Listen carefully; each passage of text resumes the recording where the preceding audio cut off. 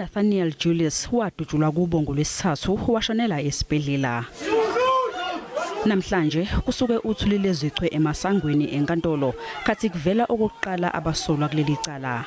Umphakathi ubufuna ukuzibonela amathupha abasolwa, kepha ngenxa yokuqina kwemithetho ye-COVID-19 iningi belingavunyelwe ukungena. Abasolwa yiphoyisa elineminyaka engama-46 kanye nelinye elineminyaka engama-33.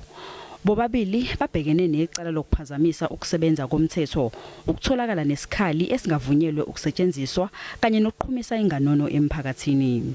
You're being informed that these offences resort under Schedule 6 offences of the Criminal Code, more especially count number 1, because it's alleged by the state that it's premeditated murder.